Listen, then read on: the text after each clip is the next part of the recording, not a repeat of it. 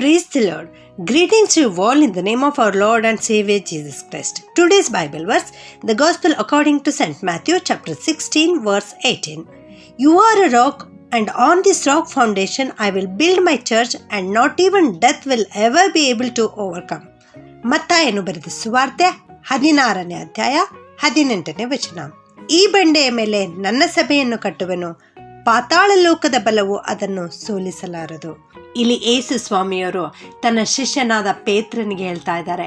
ಪೇತ್ರ ಎಂಬ ಹೆಸರಿನ ಅರ್ಥವೇ ಬಂಡೆ ಎಂಬುದಾಗಿ ಪೇತ್ರನಿಗೆ ಸಂಬೋಧಿಸಿ ಹೇಳ್ತಾ ಇದ್ದಾರೆ.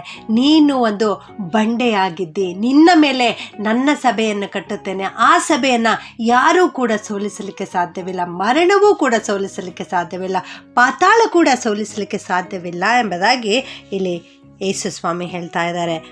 ಸಮುದ್ರದ ದಂಡೆಯಲ್ಲಿ ನಿಂತು ನಾವು ಸಮುದ್ರವನ್ನು ದಿಟ್ಟಿಸುವುದಾದರೆ ಆ ದೊಡ್ಡ ದೊಡ್ಡ ಅಲೆಗಳು ಅಪ್ಪಳಿಸಿಕೊಂಡು ಬರುವಂಥದ್ದನ್ನು ನಾವು ಕಾಣುತ್ತೇವೆ. ಆದರೆ ದೇವರು ಅದಕ್ಕೆ ಒಂದು ಮಿತಿಯನ್ನು ಕೊಟ್ಟಿದ್ದಾರೆ, ಅದಕ್ಕೆ ಒಂದು ಮೇರೆಯನ್ನು ಏರ್ಪಡಿಸಿದ್ದಾರೆ. ದೇವರು ಏರ್ಪಡಿಸಿದ ಮೇರೆವರೆಗೆ ಮಾತ್ರ ಅವು ಬರುತ್ತವೆ ಹೊರತು ಅವುಗಳನ್ನು ಮೀರಿ ಅವು ಬರುವುದಿಲ್ಲ.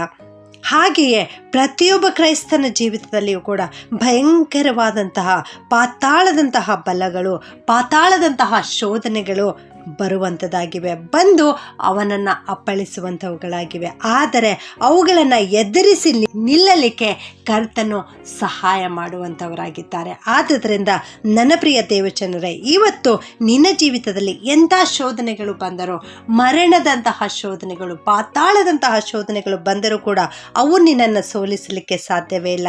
1 ಯೋಹಾನ 5:18 ನಾವು ನೋಡುತ್ತೇವೆ, ಕೆಡುಕನು ಅವನನ್ನು ಹಿಡಿಯುವುದಿಲ್ಲ, ದೇವರಿಂದ ಹುಟ್ಟಿದಾತನು ಅವನನ್ನು ಕಾಪಾಡುವನು ಎಂಬುದಾಗಿ. ಯಾರು ದೇವರನ್ನು ಅರಿತುಕೊಂಡು ಜೀವಿಸುತ್ತಾರೋ, ದೇವರ ಆಜ್ಞೆಗಳಿಗೆ ಕೈಕೊಂಡು ನಡೆಯುತ್ತಾರೋ ಅಂಥವನಿಗೆ ಕೆಡುಕನು ಹಿಡಿಯಲಿಕ್ಕೆ ಸಾಧ್ಯವೇ ಇಲ್ಲ.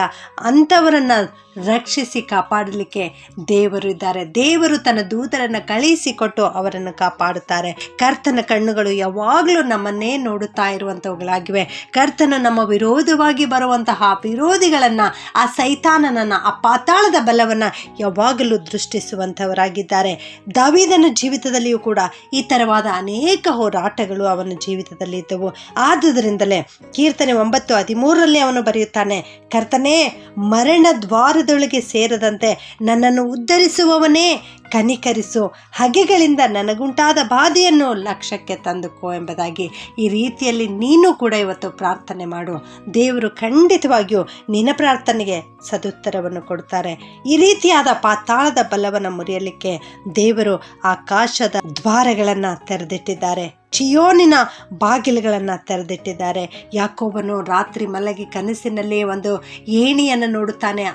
ಏಣಿಯ ಮೇಲೆ ದೇವದೂತರು ಹತ್ತುತ್ತಾ ಇಳಿಯುತ್ತಾ ಇದ್ದಿರುವುದನ್ನು ಅವನು ನೋಡುತ್ತಾನೆ. ಪ್ರಿಯರೇ, ಅಷ್ಟು ಮಾತ್ರವಲ್ಲದೆ ಕರ್ತನು ಅವನ ಬಳಿಯಲ್ಲಿ ನಿಂತುಕೊಂಡಿದ್ದನು. ಜಯಪ್ರದವಾದ ದೇವರು ಯಾಕೋಬನೊಂದಿಗೆ ಇದ್ದು ಅವನನ್ನು ರಕ್ಷಿಸಿ ಕಾಪಾಡಿದನು ಎನ್ನುವುದಾಗಿ ನಾವು ಸತ್ಯವೇದದಲ್ಲಿ ನೋಡುತ್ತೇವೆ. ಅದೇ ರೀತಿಯಲ್ಲಿ ದೇವರು ಇವತ್ತು ನಿನ್ನನ್ನೂ ಕಾಪಾಡುತ್ತಾರೆ, ನಿನ್ನನ್ನೂ ರಕ್ಷಿಸುತ್ತಾರೆ, ನಿನ್ನೊಂದಿಗೆ ಇರುತ್ತಾರೆ. ನಿನ್ನನ್ನು ಕಾಪಾಡುವಂತೆ ದೇವದೂತರನ್ನ ನಿನಗಾಗಿ ಕಳುಹಿಸಿಕೊಡುತ್ತಾರೆ. ಸೈತಾನನ ತಂತ್ರೋಪಾಯಗಳನ್ನು ಎದುರಿಸಿ ನಿಲ್ಲುವುದಕ್ಕೆ ಶಕ್ತರಾಗಲಿಕ್ಕೆ ದೇವರು ತನ್ನ ಅತ್ಯಧಿಕವಾದ ಶಕ್ತಿಯನ್ನು ನಿನಗೆ ಕೊಡುತ್ತಾರೆ. ನೀನು ಕರ್ತನ ಶಕ್ತಿಯನ್ನೇ ಆಶ್ರಯಿಸಿಕೊಂಡು ಬಲಗೊಳ್ಳು. ಪ್ರಾರ್ಥನೆ ಮಾಡಿಕೊಳ್ಳೋಣ. ಪ್ರೀತಿಯ ಪರಲೋಕದ ತಂದೆಯಾದ ದೇವರೇ, ನಿನಗೆ ಸ್ತೋತ್ರ ಉಂಟಾಗಲಿ ಸ್ವಾಮಿ. ಇಂದು ನೀವು ಕೊಟ್ಟಿರುವ ಆಧರಣೆಯ ವಾಕ್ಯಕ್ಕೋಸ್ಕರ ವಂದಿಸ್ತೇನಪ್ಪ. ಪಾತಾಳ ಲೋಕದ ಬಲವು ನಿನ್ನನ್ನು ಸೋಲಿಸಲಾರದು ಎನ್ನುವ ವಾಕ್ಯ ಇವತ್ತು ನಮಗೆ ಕೊಟ್ಟಿದ್ದೀರಿ ತಂದೆಯೇ, ನಿನಗೆ ಸ್ತೋತ್ರ ಉಂಟಾಗಲಿ ಸ್ವಾಮಿ. ಈ ವಾಕ್ಯ ಕೇಳಿಸಿಕೊಳ್ಳುತ್ತಿರೋ ಪ್ರತಿಯೊಬ್ಬೊಬ್ಬರನ್ನು ಆಶೀರ್ವಾದ ಮಾಡು ಕರ್ತನೆ. ಅವರು ಕಂಗೆಟ್ಟವರಾಗಿದ್ದಾರೆ, ದಿಕ್ಕಿಲ್ಲದವರಾಗಿದ್ದಾರೆ. ಆದ್ದರಿಂದ ಕನಿಕರಿಸಪ್ಪ, ಕಾಪಾಡು ಸ್ವಾಮಿ. ಇವರ ಪಕ್ಷವಾಗಿ ನೀನು ನಿಂತುಕೊಂಡು ಯುದ್ಧ ಮಾಡು ಸ್ವಾಮಿ. ನಿನ್ನ ಪರಿಶುದ್ಧ ದೂತರಿಗೆ ಅಪ್ಪಣೆ ಕೊಡು ಸ್ವಾಮಿ. ಇವರ ಪಕ್ಷದಲ್ಲಿ ನಿಂತುಕೊಂಡು ಯುದ್ಧ ಮಾಡಲಿಕ್ಕೆ ನೀನು ಸಹಾಯ ಮಾಡು ಸ್ವಾಮಿ. ಆಶೀರ್ವಾದ ಮಾಡು, ಕೃಪೆ ಮಾಡು ಸ್ವಾಮಿ. ಯಾವ ಪಾತಾಳ ಲೋಕವು, ಯಾವ ವೈರಿಯು, ಯಾವ ಸೈತಾನನ ತಂತ್ರೋಪಾಯಗಳು ಕೂಡ ಇವರ ವಿರೋಧ ಕಾರ್ಯ ಮಾಡದಂತೆ ದೇವಾ, ಇವರೆಲ್ಲರನ್ನ ಆಶೀರ್ವದಿಸಿ ಕಾಪಾಡಿ ರಕ್ಷಿಸಬೇಕಾಗಿ ಪ್ರಾರ್ಥನೆಯನ್ನು ಯೇಸುವಿನ ನಾಮದಲ್ಲಿ ಬೇಡುತ್ತೇನೆ ತಂದೆಯೇ. ಆಮೇನ್.